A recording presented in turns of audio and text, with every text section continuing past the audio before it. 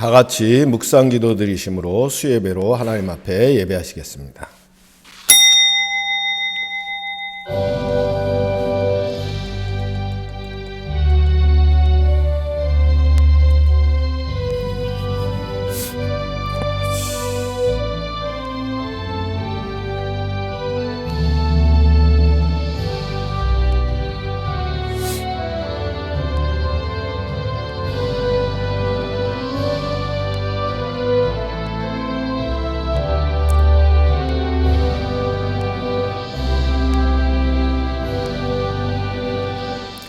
전능하사 천지를 만드신 하나님 아버지를 내가 믿사오며 그 외아들 우리 주 예수 그리스도를 믿사오니 이는 성령으로 잉태하사 동정녀 마리아에게 나시고 본디오 빌라도에게 고난을 받으사 십자가에 못 박혀 죽으시고 장사한 지 사흘 만에 죽은 자 가운데서 다시 살아나시며 하늘에 오르사 전능하신 하나님 편에 앉아 계시다가 저리로서 산자와 죽은 자를 심판하러 오시리라. 성령을 믿사오며 거룩한 공회와 성도가 서로 교통하는 것과 죄를 사하여 주시는 것과 몸이 다시 사는 것과 영원히 사는 것을 믿사옵나이다. 아멘.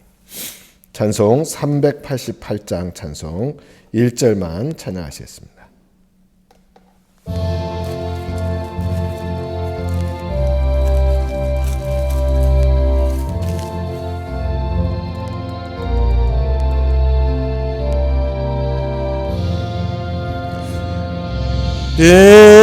비바람이 칠 때와 물결 높일 때에 사랑하는 우리 주 나를 품어주소서. 풍파지나 건너로 나를 숨겨 주시고 안식 얻는 곳으로 주여 인도하소서.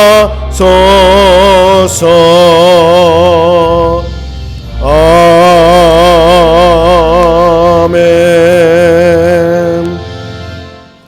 하나님의 말씀은 요한복음 4장 4절 말씀입니다.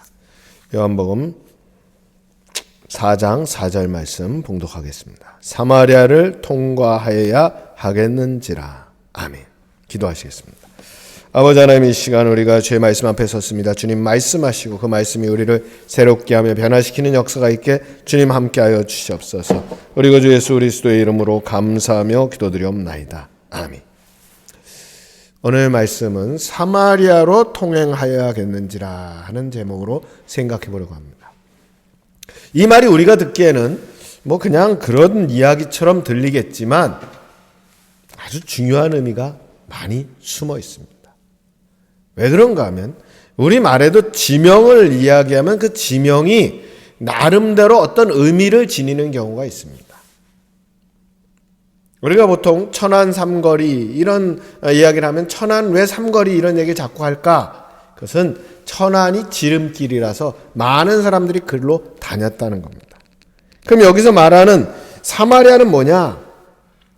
사마리아는 이스라엘 사람들이 요단 위쪽, 쉽게 얘기하면 이 갈릴리 지역에서 예루살렘을 갈 때의 중간에 있는 지역이 사마리아입니다.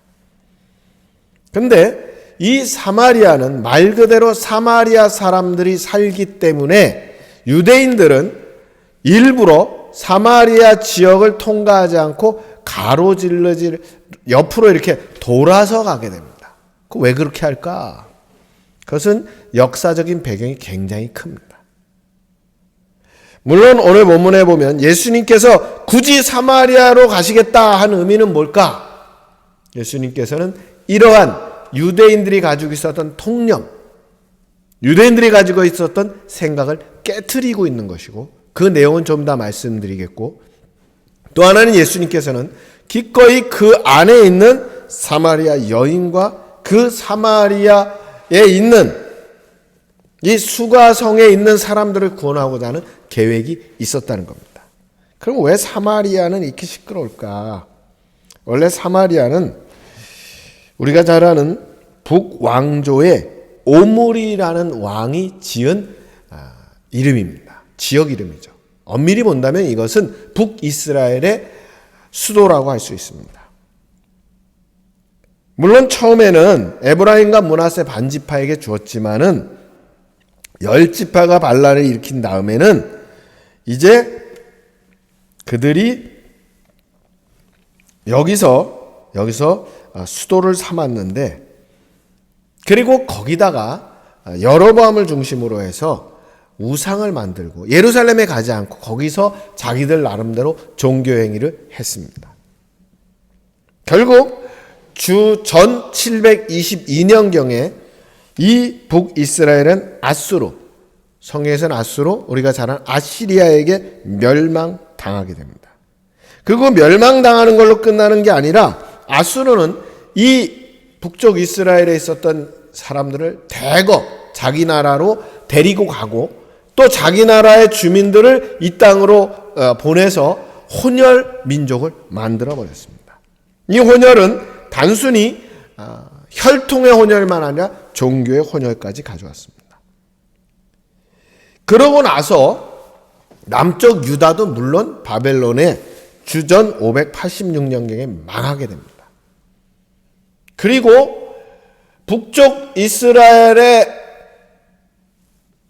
모습은 아수르에 의한 멸망된 모습은 그저 어떻게 보면 변방에 있는 그러한 나라의 모습이었다고 한다면, 지방이었다고 한다면, 남쪽 유다는 놀랍게도 멸망당했지만 그 주요한 사람들이 바벨론으로 포로로 갔다가 70년 만에 돌아오면서 어쨌든 그곳에다가 나름대로 이제 국가다운 모습을 지니는 건 참 한참 후의 일이지만 성을 건축하고 민족의 순수성과 종교의 순수성을 지키려고 노력했고 그 일이 어느 정도 성공하게 됩니다.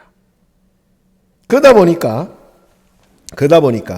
이제 이 남쪽 유다에 있는 사람들이 과거에 포로로 갔다 돌아왔을 때 북쪽 이스라엘 사람들이 야, 우리도 같이 하자.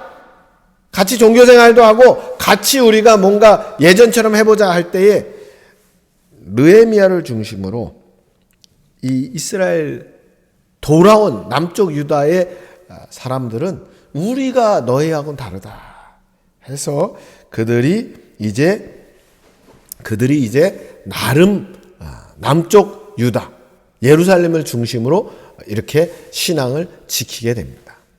그리고 북쪽에는 우리가 잘 아는 것처럼 갈릴리 지역을 중심으로 비록 변방이지만 신앙을 잘 지키는 공동체가 형성이 되었던 겁니다. 이렇게 되다 보니까 주전 400년경에 이 사마리아 사람들은 그들과 우리가 함께 할 수 없다면 우리도 그리심산에다가 성전을 짓자. 그래서 주전 400년에 거기다 성전을 지었습니다. 물론 이것이 주전 128년경에 소각이 되면서 종교적인 그러한 구심점도 잃었고 모세 오경을 중심으로 신앙생활을 한다고 하지만 민족도 종교도 혼합되어 있는 그런 상태였습니다. 그러다 보니까 예수님 당시가 되면 어떤 일이 생기는가 하면 예수님 당시에 가니까 이스라엘 사람들은 이제 북쪽 갈릴리와 이 남쪽 유다 사이에 있는 이 사마리아 사람들, 사마리아 지역을 뭐라고 생각하는가 하면 저들은 이방 사람들보다 더 나쁘다. 심지어 개와 같은 그런 존재다. 우리나라에서는 개라는 말이 요즘 좋은 의미로도 쓰이기도 하는데 이렇게 굉장히 안 좋은 이름으로 이렇게 불리게 됐습니다. 그래서 이런 상황 속에서 예수님께서 굳이 나는 사마리아를 통과하겠다. 지름길로 가겠다.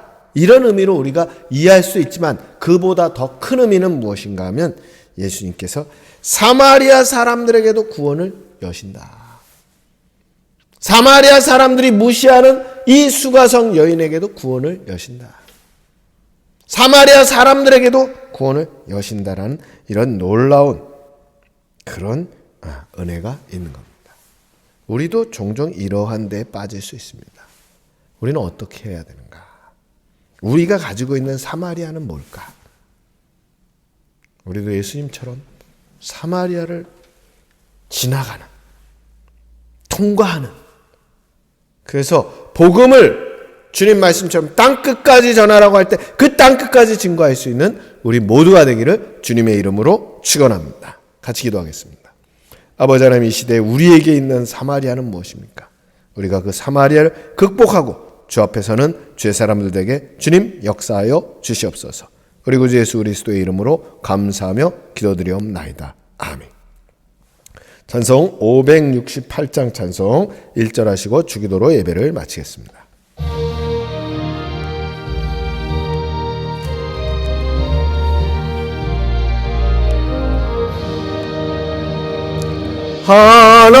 하나님은 나의 목자시니 내게 부족함이 없으리로다.